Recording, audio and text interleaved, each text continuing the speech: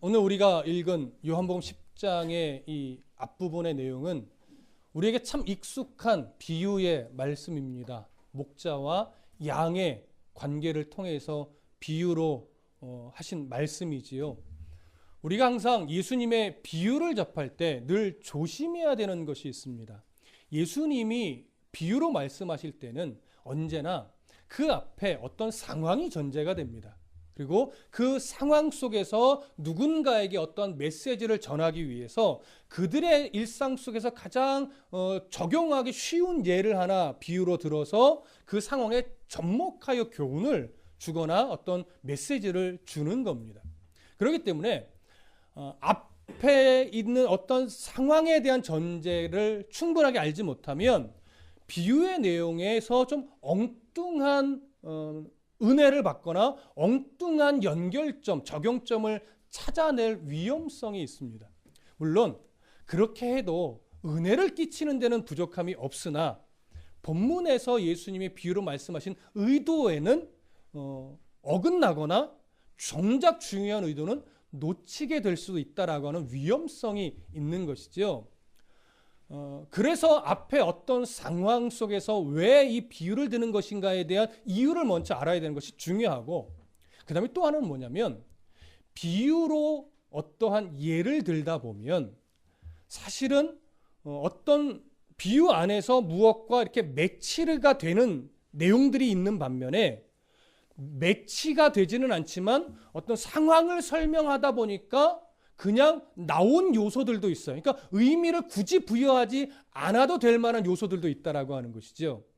근데 어떤 것이 의미를 부여해야 될 요소이고 어떤 것이 굳이 의미를 부여할 필요가 없는 요소이냐는 앞에서 어떤 상황의 전제, 그리고 어떤 예수님의 비유를 드신 의도, 이것을 알아야 구분이 되는 겁니다. 근데 이것을 모르고 비유만 보면 이건 이것을 상징하는 거야. 요건 요걸 상징하는 거야. 이건 이걸 상징하는 거야 라고 하면서 우리의 어떤 영적인 마음에 아주 그 정확한 것이 영적인 마음을 이렇게 가려운데 긁을 수 있는 마치 굉장히 은혜로운 것 같은 영적인 해석을 하기에 좋아요. 근데 정작 예수님은 전혀 의도하지 않은 의미를 자꾸 우리가 부여하게 되는 그런 위험에 빠지는 거죠. 그러다가 자칫 어디로 빠지는 거예요? 이단적 사설로 빠지는 거예요. 그게 흔히 말하는 여러 사이비 이단들의 비유풀이입니다. 비유풀이는요, 정말 영해의 끝판왕이에요. 모든 요소에 의미를 다 붙여서 절묘하게 끼워 맞추는 거예요. 여러분, 예수님의 비유는 굳이 의미를 부여하지 않아도 될 요소도 있다라고 하는 것 아셔야 돼요. 그래서 앞에 전제와 비유로 말씀하신 어떤 초점을 딱 잡으면 이건 그냥 상황적 이해를 위해서 나온 요소이고 여기에는 예수님이 의도한 요소이구나, 이걸 이제 분별하게 되는 거죠. 오늘 우리가 읽은 비유를 그런 이해 속에서 바라봐야 예수님이 왜 오늘 목자와 양의 관계 속에서 비유로 말씀하셨는가를 정확하게 이해할 수 있는 겁니다. 자, 그렇다면 지금 요한복음 10장에 나오는 이 목자와 양의 관계 속에서 관계를 가지고 하신 이 비유는 앞에 어떠한 상황 때문에 주신 비유일까요? 바로 9장에서 맹인으로 난 자의 눈을 치유하신 사건, 그리고 그 치유로 말미암아 종교 지도자들이었던 바리새인들과 이 맹인되었던 자의 여러 논쟁들, 그런데 그 논쟁 가운데 맹인이었던 자는 하나님의 말씀을 근거로 내 눈을 고치신 자가 정말 하나님이 보내신 아들 예수 그리스도가 맞구나를 선명하게 이해하는 가운데 있었지만, 여전히 종교 지도자들은 명확한 사실이 드러났고 성경과 비교하면 분명히 맞음에도 불구하고 자신들의 기득권이나 자신이 지켜왔던 전통이나 이런 자기의 이해 때문에 그런 예수 그리스도를 모해오고 있어요. 계속 대적하며 네가 눈을 치료받은 건 메시아 때문이 아니야, 자꾸 이렇게 거꾸로 가는 거죠. 그런 그들의 모습을 지금 우리가 9장에서 계속 보아왔단 말이에요. 그러면서 최종적으로 예수님은 쫓겨난 맹인이었던 자를 찾아와서 만나주시죠. 만나서 그에게는 자신이 인자라고 하는 사실을 드러내 보여주십니다. 그때 맹인이었던 자는 어떻게 반응해요? 주여 내가 믿습니다. 믿음의 고백을 한단 말이에요. 그래서 하나님 나라의 백성이 돼요. 근데 여전히 그 가운데 함께 그 대화를 듣던 바리새인들은 뭐라고 반응해요? 뭐야? 우리도 맹인이란 말이야? 라고 하면서 끊임없이 거꾸로 된 반응, 정직하지 못한 반응을 합니다. 그러면 예수님은 이제 그렇게 반응하는, 뭐야 우리도 맹인이란 말이야 라고 하면서 불쾌하게 반응하는 바리새인들에게 무슨 말씀을 해주고 싶을까요? 바로 그 말씀해주고 싶은 바가 오늘 어디에 나타나는 거냐면 10장에 나타나고 있는 목자와 양의 관계 속에서 나오는 비유인 겁니다. 그렇다면 목자와 양의 관계의 비유는 초점이 어디에 있느냐? 양은 목자의 음성을 안다 모른다? 안다. 그래서 목자가 말씀을 줄 때 이것이 우리 목자의 음성이구나 이 사실을 알고 그 앞에 나아간다 이거예요. 누구처럼? 맹인이었던 자처럼. 그런데 반응하지 않는 자가 있다 이거예요. 목자가 양을 부르는데도 안 가는 양들이 있다 이거예요. 왜? 목자의 양이 아니기 때문에. 누구처럼? 바리새인들처럼 우리도 맹인이란 말이야 라고 하면서 예수님을 하나님의 아들로 보지 않고 그저 무엇으로만 보는 거예요? 아니다 이거예요. 자기의 기득권을 방해하는 자, 그렇게만 본다 이거예요. 그들은 목자의 양이 아니라고 하는 거죠. 거기에 초점이 있어요. 그래서 그런 이해를 가지고 여전히 영적인 맹인의 자리에 끊임없이 서 있는 그 어리석은 바리새인들에게 오늘 이 목자와 양의 비유를 들어서 너희들이 지금 진짜 영적 맹인의 자리에 있는 자다. 이러한 경고적 메시지를 오늘 비유를 통해서 주는 겁니다. 그러니까 이 비유의 이런 초점을 오늘 보시고 본문으로 들어가야 되는 거예요. 이해되시죠? 우리는 지금 전제를 확인했어요. 어떤 상황 속에서 어떤 의도를 가지고 목자와 양의 비유를 지금 말씀하시기 시작하는지. 그러니까 결국 10장은 9장과 별개의 내용이 아니라 9장에 있던 사건의 확장입니다. 그 9장의 사건과 뭐에 연결되어 있는 내용이라는 것 기억하셔야 돼요. 자, 그런 연결점을 우리가 아시고 이제 1절부터 5절을 한 번 더 읽습니다. 1절부터 5절 함께 시작. 내가 진실로 진실로 너희에게 이르노니 문을 통하여 양의 우리에 들어가지 아니하고 다른 데로 넘어가는 자는 절도며 강도요 문으로 들어가는 이는 양의 목자라. 문지기는 그를 위하여 문을 열고 양은 그의 음성을 듣나니 그가 자기 양의 이름을 각각 불러 인도하여 내느니라. 자기 양을 다 내놓은 후에 앞서가면 양들이 그의 음성을 아는 거로 따라오되 타인의 음성은 알지 못하는 거로 타인을 따르지 아니하고 도리어 도망하느니라. 자, 비유의 내용을 우리가 쭉 읽어봤습니다. 목자는 양을 인도하기 위해 어디로 들어간대요?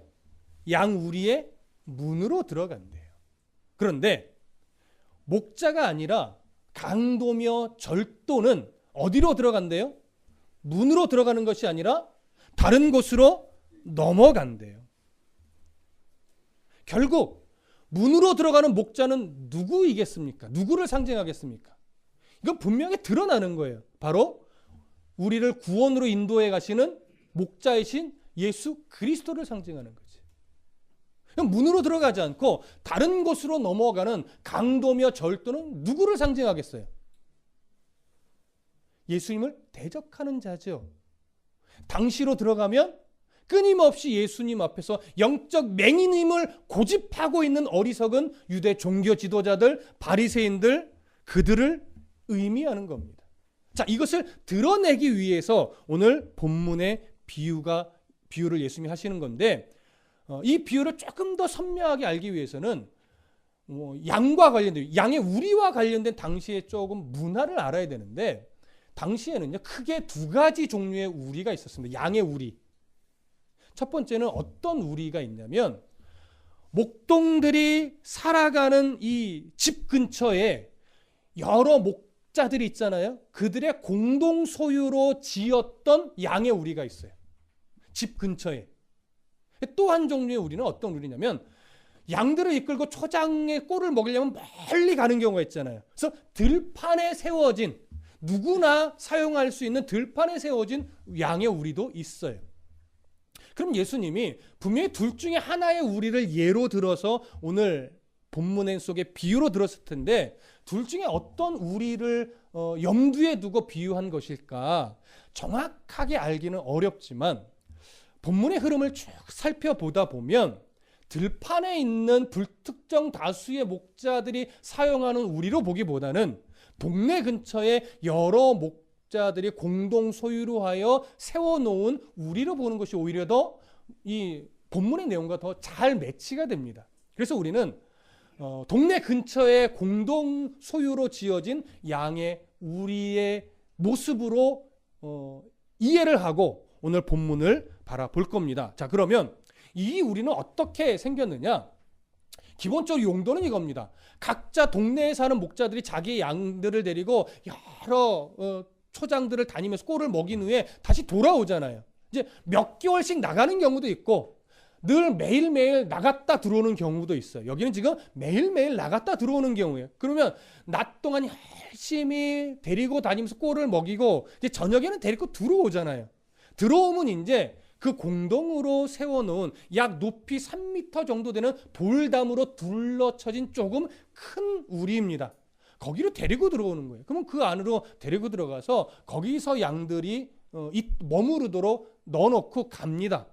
그러면 뭐 이 목자 저 목자 다 데리고 와서 넣을 거 아니에요. 그러면 당연히 그 우리를 지키는 누가 존재할까요?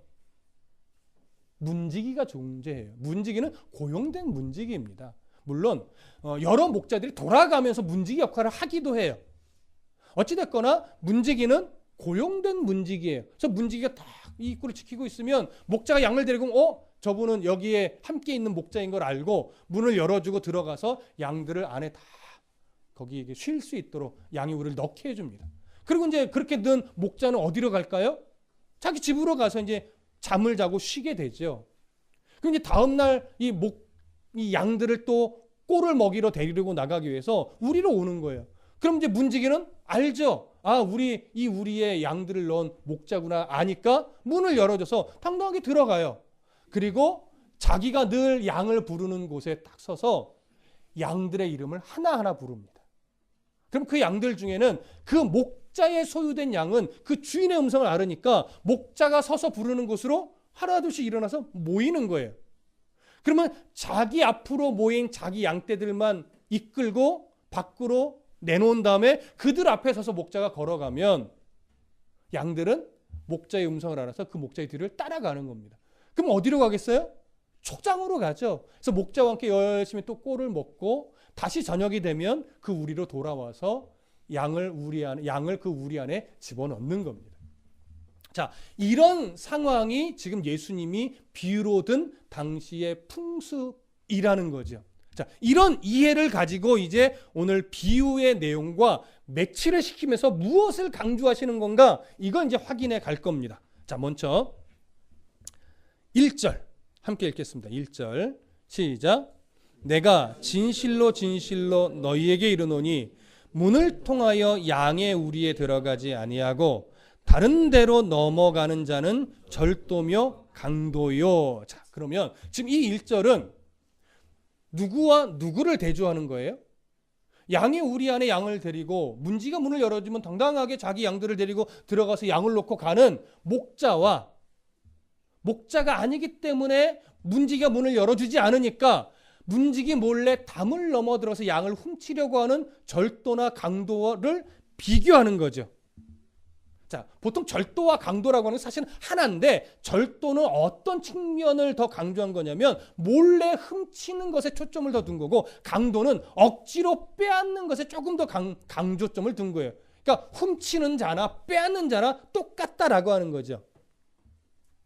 그러면 몰래 훔치는 절도, 억지로 빼앗는 강도, 오늘 본문은 좀 전에도 말씀을 드렸지만 결국 누구를 상징하는 거라고 말씀드렸어요? 당시 유대 종교 지도자들 아니면 바리새인들. 그래서 예수님을 끊임없이 대적하고 예수님의 가르침이 틀렸다라고 대적하며 어떻게든 예수님을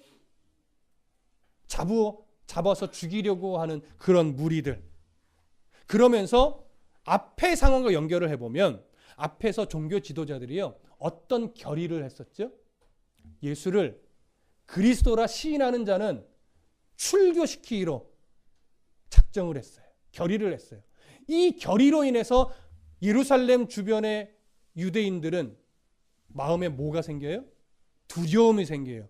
두려움이 생기니까 누구에게 나아가기를 겁내해요? 예수께 나아가기를 겁내해요.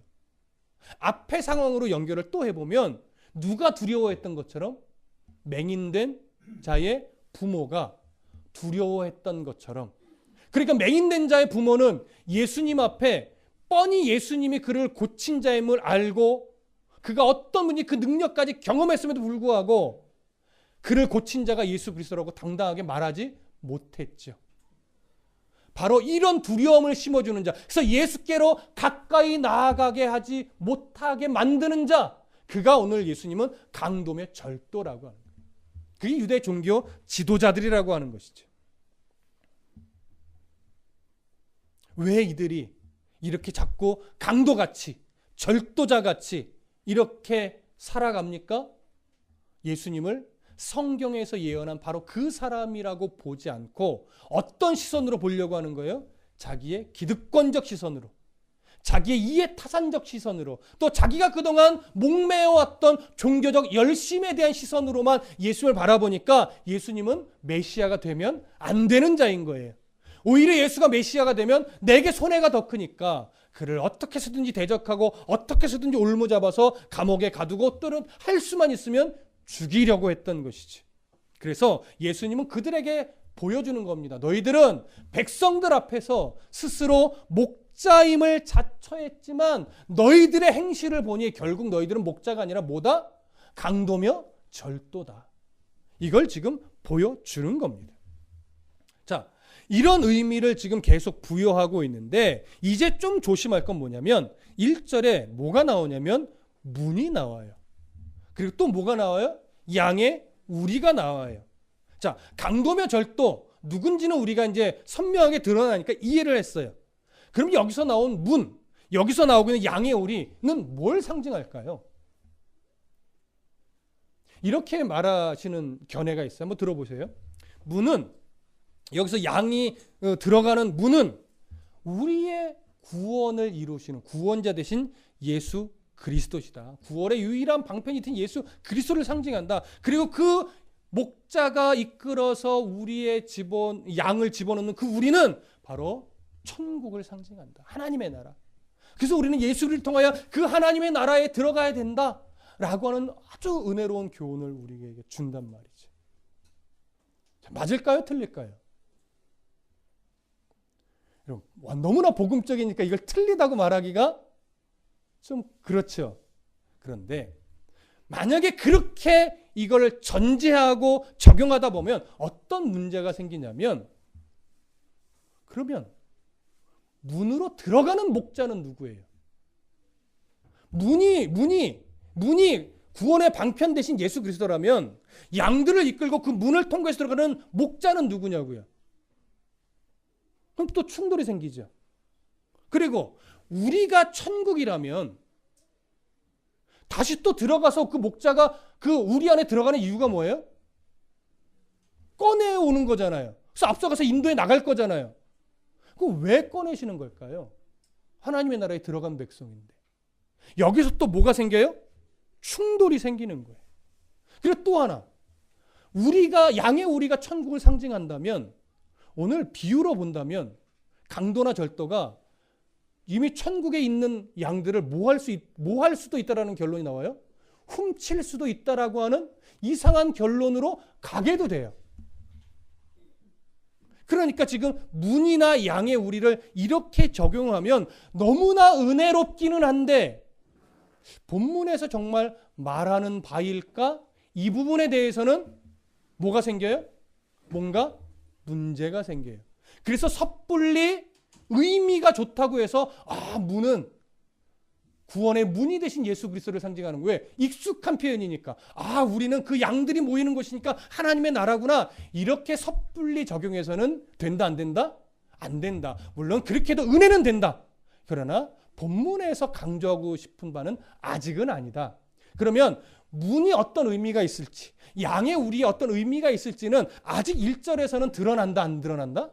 아직 드러나지 않는다. 그러니까 1절에서 섣불리 미리 적용하려고 하지 말고 본문을 흘러가면서 여기에는 이런 의미가 있겠구나 드러날 때 그때 가서 우리가 적용을 해야 되는 거예요. 문의 의미가 정말 있을지 없을지, 양의 우리의 정말 의미가 있을지 없을지, 그거는 조금 더 본문이 진행되면서 확인을 하자고요. 이해되셨죠? 그러니까 아직 문은 구원의 유일한 방편이 되신 예수 그리스도를 우리는 아직은 보지 않습니다. 또 양의 우리는 하나님의 나라, 천국을 의미하는 것으로 아직 보지 않습니다. 왜? 흘러가는 문맥은 아직 선명하게 드러나지 않았기 때문에. 이해되시죠? 자, 그러면 이제 조금 더 본문을 들어가겠습니다. 2절 함께 보겠습니다. 2절 시작. 문으로 들어가는 이는 양의 목자라. 뭐와 대비하는 거냐면 절도나 강도와 대비하는 겁니다. 절도와 강도는 다른 곳으로 넘어가려고 하지만 목자는 어디로 들어간다고요? 문으로 들어간다고요. 자, 문으로 들어가는 목자, 우리는 선명하게 보입니다. 누구를 상징해요? 바로 우리의 목자이신 예수 그리스도입니다. 그래서 알아야 되는 것이, 그러면 목자가 양을 데리러 들어가기 위해서 문으로 들어간다는 것이 뭘 상징하냐? 이거는 이해하실 필요가 있어요. 자, 일단 중요한 키워드 하나를 알아야 돼요. 목자가 문으로 들어가는 것은 정당한 겁니까? 정당하지 않은 겁니까? 그러면 절도며 강도가 문으로 들어가지 못하는 이유는 뭡니까? 정당하지 않기 때문이죠. 왜? 목자가 아니니까. 그러니까 문지기는 목자이니까 정당하니까 문을 열어주는 거예요. 절도며 강도는 목자가 아니고 또 정당하지 않기 때문에 문을 열어주지 않는 거예요. 그래서 담을 넘어 들어가려고 하는 것이죠. 그러니까 예수님이 양들을 불러내기 위해서 문으로 들어간다는 것은 그 목자의 들어가는 입장이 정당하다는 것을 보여주는 거죠.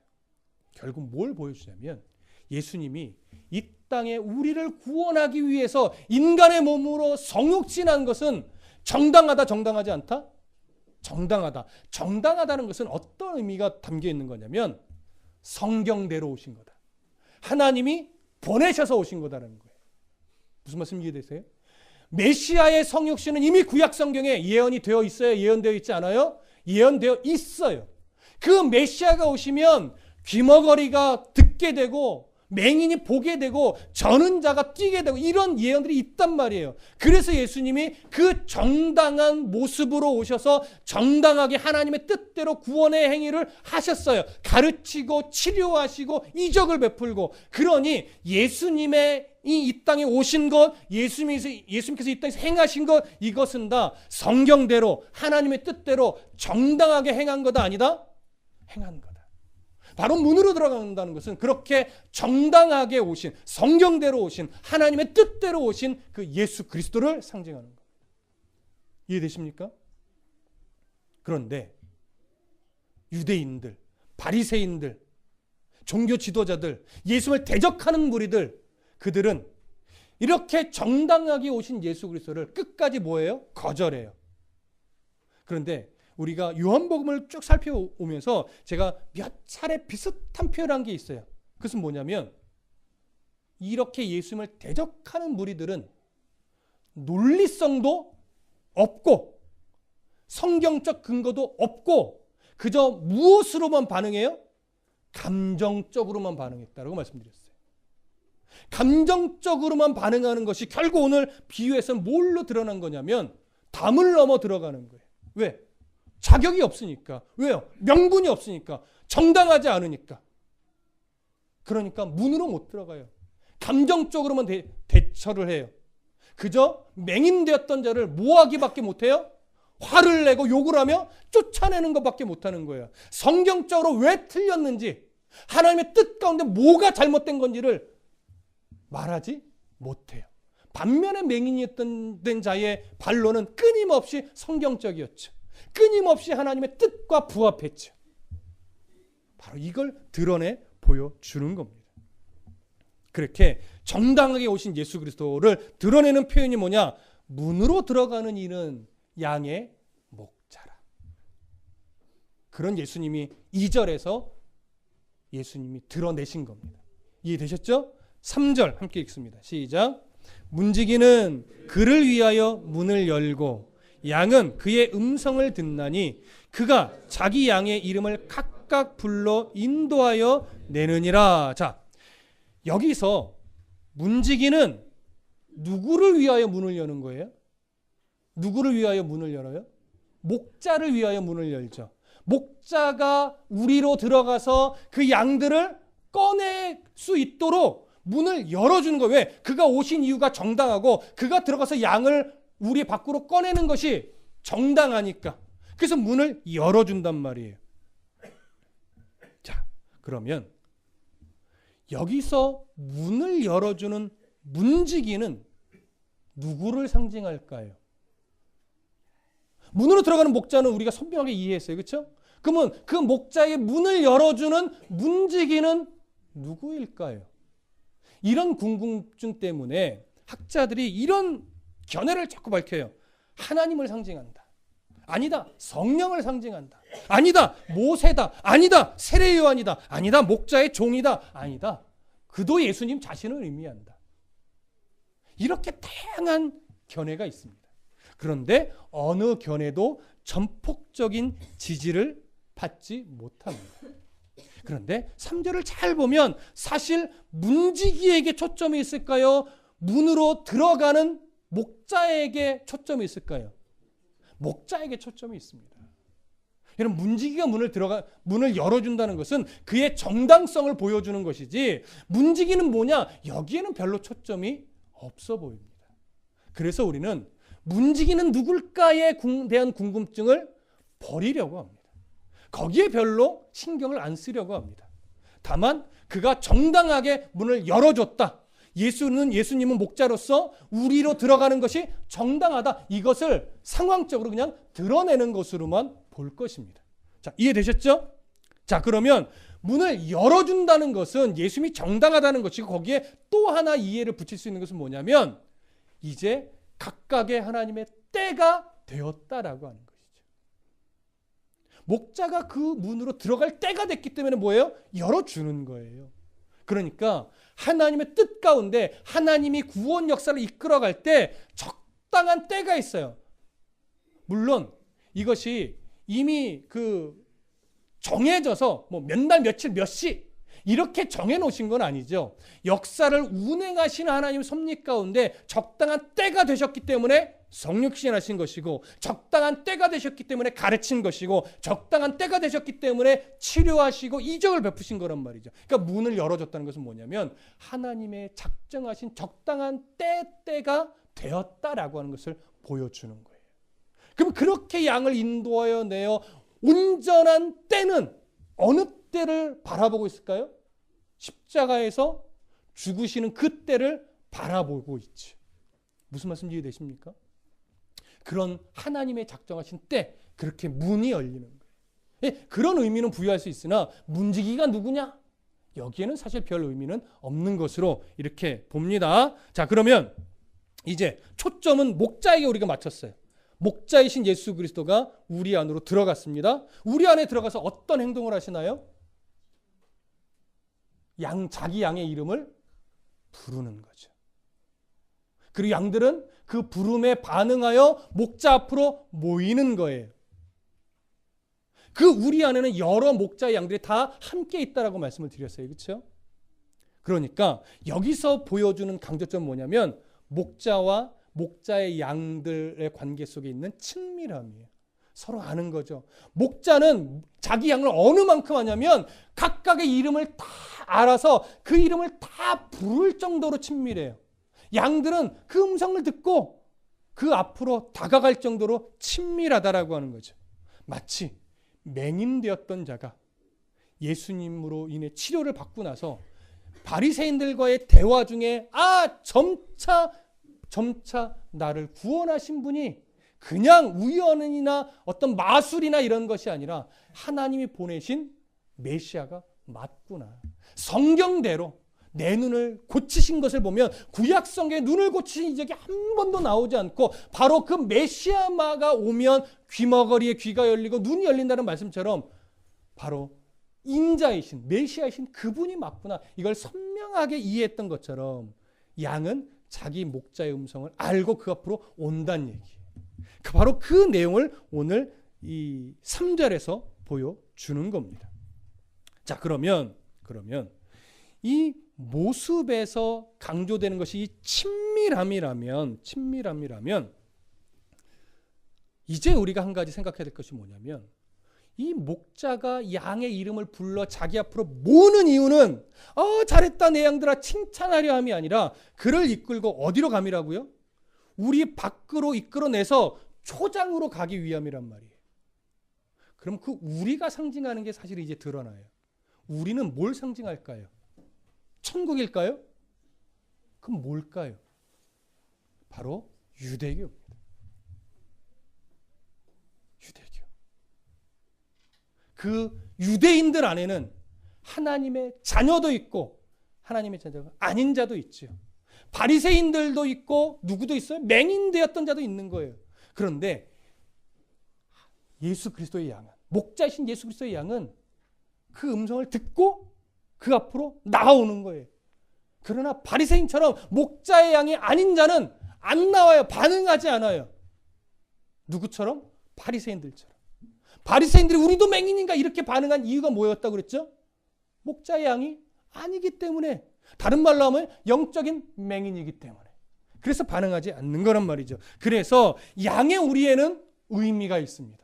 유대교라고 하는, 그들을 가둬두고 있던 유대교라고 하는 그 울타리, 거기서 나오게 하는 거죠. 불러내서 이제 어디로 데리고 가요? 초장으로 데리고 가는 거예요. 굳이 하나님의 나라를 이야기한다면 하나님의 나라는 우리가 아니라 어디예요? 푸른 초장이 하나님의 나라가 되는 거죠. 여러분 이해되십니까? 바로 그런 예수 그리스도가 우리를 푸른 초장으로 인도하기 위해서 양의 이름을 부르는 것, 그 부르는 것을 굳이 또 비유로 설명해 보자면 예수님이 이 땅에서 가르치시는 것, 예수님이 이 땅에서 치유하시는 것, 예수님이 이 땅에서 이적을 베푸시는 모든 삶의 흔적들이 결국 뭐겠습니까? 양의 이름을 하나하나 부르시는 과정이죠. 그렇게 주 앞으로 나아온 자들을 데리고 어디로 가는 거예요? 초장으로 인도하는 거예요. 그런데 여기서 아주 재밌는 게 하나 있습니다. 4절, 5절 한번 다 같이 읽어볼게요. 시작. 자기 양을 다 내놓은 후에 앞서가면 양들이 그의 음성을 아는 거로 따라오되 타인의 음성을 알지 못하는 거로 타인을 따르지 아니하고 도리어 도망하느니라. 4절에 이런 표현 있죠. 자기 양을 다 내놓은 후에. 어디로 내놓는 거예요? 우리 밖으로 내놓는 거예요. 초장으로 인도해 가기 위해서 우리 밖으로 내놓는 거예요. 그런데 내놓는다라고 하는 이 표현을 헬라어로 볼 때 단어에 어떤 의미가 있냐면 내쫓다라고 하는 의미가 있어요. 우리 밖으로 이렇게 나와 이게 아니라 뭐예요? 내쫓아요. 약간의 강제성이 있는 그런 강제적 의미가 담겨 있는 표현이에요. 그러면 목자가 양의 우리에서 자기 양들, 자기가 부름에 반응해서 자기 앞으로 모인 이 양들을 왜 내쫓듯이 밖으로 밀어낼까요? 일부는 예수님이 가라 하면, 목자가 가라 하면 잘 순종해서 가는 자도 있지만 일부는 어떤 양이 있을까요? 내 주인의 음성인 건 아는데 나가기는 싫어요. 나 그냥 귀찮아요. 앉아있을. 난 여기가 더 좋아요. 라고 주저앉고 그 말에 순종을 안 하는 양들도 있다라고 하는 거예요. 그런 양들은 어떻게 해요? 쫓아내는 거예요. 그 양은 싫어서 막 버둥거리고 낑낑 소리도 내겠지만 끝내는 목자가 쫓아낼 때 밖으로 나가는 거예요. 왜요? 나가야 어디로 갈 수 있어요? 초장으로 갈 수 있어요. 여러분, 왜 성도의 삶이 끊임없이 힘들고 왜 성도의 삶의 아픔과 슬픔이 끊이진 않을까요? 물론 내가 연약해서 내가 어리석어서 겪는 그런 아픔과 슬픔도 있지만 때로는 우리를 초장으로 인도하려고 어리석은 우리, 무지한 우리, 게으른 우리를 밀어내 쫓으시는 경우도 있더라는 거죠. 여러분 이해되십니까? 그런 목자의 마음을 우리가 헤아려야 돼요. 근데 우리는 그 마음을 헤아리지 못하면 늘 상황마다 왜 그러시냐고요? 라고 하면서 원망만 하게 되는 것이죠. 오늘 목자가 왜 양의 우리에서 그 양들을 내쫓는지 그 마음을 아셔야 돼요. 그러면 내가 영원히 거할 곳이 이 우리가 아니기 때문에 그렇구나. 내가 영원히 거해야 될 것은 저 초장이기 때문에 나를 이렇게 내쫓듯이 몰아붙이시는 거구나. 이걸 알게 되니까 힘겨운 상황 속에서도 우리가 뭐 할 힘이 생겨요? 기뻐하며 저 천국을 소망할 수 있는 힘이 생기는 거예요. 그 저 천국을 소망할 수 있는 힘이 내게 안 생기면 어렵고 힘들고 억울하고 절망스러운 상황이 생겼을 때 그저 낙심밖에 할 수 있는 게 없는 거예요. 그러니까 예수 믿는 사람의 힘이 이거죠. 절망스러운데 낙심하지 않아요. 왜? 우리 안에는 저 천국의 소망이 있거든요. 그리고 그 하나님이, 그 목자 되신 예수님이 우리를 버리실 분이 아니라는 걸 알거든요. 생채기가 나도 우리를 끝까지 지켜 보호하여 어디로 인도하실 걸 아니까? 초장으로 인도하실 걸 아니까. 그게 목자니까. 그리고 그 목자를 생채기가 나도 따라가는 게 양이라는 걸, 양의 본분이라는 걸 아니까 절망의 늪에서 헤어나지 못하는 인생이 아니라 딛고 일어나서 그럴지라도 주님만을 따라가게 되는 거죠. 그러다 보면 넘어질 때도 감사합니다. 상처가 나는데 감사합니다. 이렇게 인생을 살아가다 보니까 어느 순간 이제 눈에서 뭐가 보여요? 초장이 보여요. 그게 기뻐지는 거죠. 그걸 못 보면 이렇게까지 해야 돼? 꼭 이렇게까지 해야 돼? 왜? 아직 안 보이니까. 그런데 어느 순간 내 믿음이 자라고 성숙해져서 그게 보이기 시작하면 괜찮아. 좀 상처나면 어때? 좀 넘어지면 어때? 내 눈앞에 하나님의 나라가 보이고 나의 손을 붙잡고 인도해 가시는 목자의 음성이 내가 들리는데 뭐가 걱정이야? 뭐가 염려할 이유가 뭐가 있어? 이렇게 반응할 힘이 생기는 거지. 목자를 그래서 알아야 되는 겁니다. 자, 보십시오. 자기의 양을 그렇게 내놓은 후에 앞서가면 몰아붙이지 않아요. 앞서가면 양은요 그의 음성을 알기 때문에 따라간대요. 근데 재밌는 건 5절이에요. 타인의 음성은 알지 못하는 거로 타인을 따르지 아니하고 도리어 도망한대요. 잘 보세요. 이게 타인의 음성이구나를 아는 것이 아니라 타인의 음성이 목자의 음성이 아니라는 걸 아는 거예요. 그러니까 이 양은 누구만 아는 거예요? 목자의 음성만 아는 거예요. 그러니까 이걸 오늘날로 적용을 해보자면 이겁니다. 여러분 수많은 사이비 이단의 가르침이 외침이 있지요. 정말 그럴듯하고 정말 영적으로 너무나 깊은 것 같이 왜곡한 외침이 있단 말이에요. 그래서 그 왜곡된 외침에 수많은 사람들이 홀라당 빠져가지고 그게 진리인 양 따라가는데 그러다 보니까 한국교회의 외침 중에 이런 게 있어요. 여기도 알아야 되고 저기도 알아야 되고 저기도 알아야 되고 뭐가 잘못됐는지를 알아야 된다. 여러분 그게 맞아요? 틀려요? 맞지요. 뭐가 틀렸는지를 알아야죠. 근데 문제는 뭐냐면 뭔가 틀렸는지를 아는 것도 중요하지만 내게 뭔지를 먼저 몰라요. 내게 뭔지를 목자의 음성을 제대로 모르면서 타인의 음성을 알려고 한다면 이건 넌센스라는 거예요. 내 목자의 음성을 선명하게 알면 다른 목자의 음성은 몰라도 분별이 된다는 얘기예요. 그러니까 성경을 더 깊이 보고 바르게 가르치고 바르게 이해하는 싸움을 사실은 먼저 하면서 때로는 이건 타인의 음성이니까 듣지 마. 이것도 필요한 거지. 이게 앞서고 이게 뒤로 밀리면 돼요? 안 돼요? 그건 안 된다는 얘기예요. 여러분, 목자의 음성을 끊임없이 듣고 알아야 내가 타인의 음성에 끌리지 않을 수 있음을 여러분 분명하게 이해하시기 바랍니다. 이건 목회자의 책임이기도 해요. 목회자가 말씀을 선명하고 분명히 가르치는 싸움을 먼저 해야 이것은 가능한 일이기는 하죠. 그렇다고 성도들이 변명이 될 수는 없습니다. 그러니 여러분, 저나 여러분들이 함께 하나님의 말씀, 목자의 음성을 더 바르게 알기 위한 씨름은 서로 해야 된다는 것 명심하시고 끊임없이 목자를 위해서 그러니까 목회자를 위해서는 그것 놓고서 많이 기도해 주시고 여러분들도 더 분별력 있게 하나님의 말씀을 잘 깨달아 알 수 있는 은혜가 있게 해달라고 그것 때문에 여러분 기도해 주셔야 할 겁니다. 그래서 오늘 본문의 강조점은 바로 목자의 음성을 그 목자의 양은 안다라고 하는 것.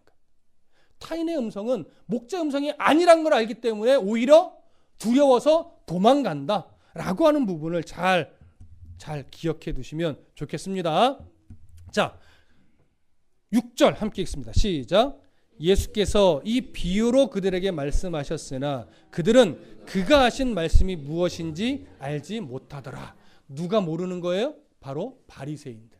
우리도 맹인이란 말이야 라고 하면서 앞절에서 반응했던 그 바리새인들에게 이 비유를 예수님이 말씀하셔서 너희들이 영적인 맹인이야. 니들이 목자를 자처하지만 니들은 목자가 아니라 마치 강도와 같은 자들일 뿐이야 라고 가르치지만 이들이 이 비유의 말씀을 이해해요? 못해요? 못해요. 왜냐하면 목자의 양이 아니기 때문에, 왜냐하면 영적인 맹인이기 때문에. 자, 그러면 이제 저를 보십시오. 이렇게 쭉 설명을 드리고 초점도 무엇인지 말씀을 드렸어요. 그러면 이 전체를 다시 한번 압축해 봅시다. 이 비유의 핵심은 누가 참 목자인가에 있을까요? 아니면 누가 참 목자의 양인가에 있을까요? 물론 둘 다라고도 말할 수 있겠죠. 하나를 더 초점을 잡아보자면 누가 참 목자인가에 초점이 있을까요? 누가 참 목자의 양인가에 초점이 있을까요? 후자입니다. 근데 이걸 이렇게 가시면 또 위험합니다. 그러니까 참 목자의 양이 되기 위해 힘쓰십시오. 여기에는 초점이 없어요. 여러분, 참 목자의 양이 되십시오가 아니라 참 목자의 양은 자기 목자의 음성을 듣고 뭐 한다? 반응하게 돼 있다. 근데 때로는 그 반응에 더딘 자가 있더라. 그럴 때 목자는 어떻게 한다? 내쫓는다. 강제적으로 목자를 따라갈 수 있도록 하나님이 목자이신 예수님이 어떻게 한다? 섭리하여 만들어 가신다. 그래서 강제적인 면이 있는 거예요. 여러분, 저는 여러분들에게 왜 양이 안 됩니까? 이것을 말하지 않습니다. 성경에 강조하지 않으니까. 그런데 목자의 양은요, 끝내 목자의 음성을 뭐 하게 돼 있어요? 듣게 돼 있어요. 여러분, 좀 더디 걸리셔도 상관은 없습니다. 다만 그렇게 되면 뭘 경험해요? 내쫓는 목자의 좀 무서운 면을 경험하게 될 뿐이에요. 참 별로 걱정을 안 해요. 그러니까 이왕이면 이름을 하나하나 불러주실 때 예, 알겠습니다. 따라갈게요. 인도하시는 대로 갈게요 라고 순종하는 것이 참 지혜로운 양이다. 이해되십니까? 여러분, 아이고 저놈이 바뀔래나? 여러분 걱정할 몫이 아닙니다. 누가 끝내 바꿔내요? 목자가 끝내 바꿔내요. 여러분 잘 들으십시오. 목사가 목자 아닙니다. 저는 여러분들을 인도하고 변화시키고 주님을 만나게 하고 이럴 능력이 목회자에게는 없어요. 종종 목회자를 목자로 여러분 기도하실 때 막 목회자 높여주시려고 목자이신 우리 목사님 막 가끔 이렇게 나도 모르게 나올 경우가 있을 텐데 조심하십시오. 목회자는 사실은 목자가 아닙니다. 우리의 목자는 누구밖에 없어요? 예수님밖에 없어요. 목회자의 역할은 뭐냐면 그 목자이신 예수님을 잘 볼 수 있도록 그냥 안내자일 뿐이에요. 그 역할을 맡겨주셨기 때문에. 그 목자이신 예수 그리스도를 여러분 선명하게 보기 위해 저는 그저 옆에서 도움을 드리는 자지, 제가 목자로서 여러분들을 이끌어가고 막 변화시키고 이거 우리 못하는 거예요. 예수님의 비유 중에 이런 비유가 있어요. 돌짝밭, 가시밭, 길가, 옥토. 여러분 이 비유에도 종종 이렇게 메시지가 나가죠. 여러분 옥토가 되셔야 됩니다. 그 본문에 옥토가 되라는 메시지는 없어요. 우리나라의 이 논밭의 환경이라면 이게 다 구분이 돼 있죠.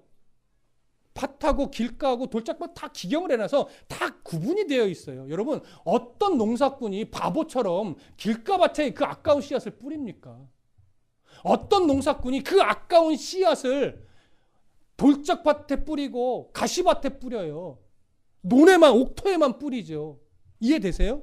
근데 당시는 다르단 말이에요. 예수님 당시에는요, 그렇게 기경된 밭이 아니라 그냥 뿌려요. 뿌리다 보면 가시덤불에도 가고 떨어지고 길가에도 떨어지고 돌짝밭에도 떨어지는 거예요. 그러니까 사람이 보면 뭐 저런 데서 자라겠나 싶죠. 그런데 길가, 돌짝, 가시밭은 다 결국은 열매를 못 맺어요. 근데 끝내 어디서는 맺어요? 옥토에서는 끝내 맺어지는데 그게 우리는 저런 데서 뭐 열매나 거두겠어라고 하는데, 자라고 나서 보면 그 옥토밭 때문에 몇 배의 열매가 맺혀져요? 30배, 60배, 100배 열매를 맺는 거예요. 세상을 보십시오. 사람의 이 죄성을 보십시오. 뭐 저런 인간이 예수를 믿겠나? 뭐 저런 교회가 하나님의 뜻을 드러내겠나? 뭐 저런 목사가 하나님의 나라를 위해서 일하겠나 싶지만 결국 하나님이 사랑하는 양들 때문에 어디서든 하나님이 세우신 교회, 하나님이 세우신 목회자, 하나님이 세우신 성도들 안에는 결국은 뭐가 맺혀지더라? 열매가 맺혀지더라. 그래서 사람에게 초점을 두지도 않고요, 목회자에게 초점을 두지도 않고요, 교회에도 초점을 두는 것이 아니라 옥토로 기경해내시는 하나님에게, 농사꾼에게, 목자에게 초점이 있는 거예요. 저는 그 하나님을 믿습니다. 여러분들을 불러내실 하나님을 믿는 거예요. 여러분들을 내쫓기까지 하시면서도 초장으로 인도하실 그 하나님을 저는 믿습니다. 여러분들이 바라보실 분은 바로 그런 하나님입니다. 여러분, 형제가 걱정되십니까? 자녀가 걱정되십니까? 부모가 걱정되십니까? 환경이 걱정되십니까? 내 이름을 부르시는 목자이신 예수 그리스도를 바라보십시오. 그러면 걱정될 게 없습니다. 여러분 여기서 우리가 아멘하고 은혜 받고 돌아가면 또 염려에 사로잡히겠죠. 그건 어쩔 수 없는 겁니다. 그러나 그 염려가 올 때 다시 뭐 하는 거예요? 이 말씀을 기억하는 거예요. 그렇게 나를 다듬어가며 그렇게 나를 이렇게 붙잡으며 다시 내 염려에 매인 시선을 이 목자신 예수께로 돌려내며 가는 것, 그렇게 살기 위해 애쓰는 것, 이게 바로 목자의 양이기 때문에 나타나는 반응인 거예요. 오늘 아멘 하셨습니까? 목자의 양이기 때문에 그렇습니다. 오늘 교회 밖을 나가면서 또 나도 모르게 상황 때문에, 가족 때문에, 이런저런 이유로 절망에 사로잡혔습니까? 근데 문득 이 말씀이 생각해서 나 또 바보 같았어, 이렇게 가슴을 칩니까? 양이기 때문에 그렇습니다. 그러니 감사하십시오. 그러니 감사함으로 환경을 바라보시고, 감사함으로 자녀를 바라보시고, 가족을 바라보십시오. 그러면 끝내 내쫓아서 푸른 초장에 가 있는 그런 가족들을 기대하게 되는 겁니다. 오늘 이 비유는 우리에게 그런 의미를 줍니다. 아직까지도 세상은 강도처럼 우리를 속이며 속삭입니다. 그리고 세상은 끊임없이 강도와 같은 자들이 우글댑니다. 근데 그런 가운데 우리를 양으로 이름 불러가며 말씀의 자리로 불러내신 그 하나님께 오늘 우리 감사하십시다. 그것이 바로 양된 우리가 마땅히 해야 될 모습이며 반응인 겁니다.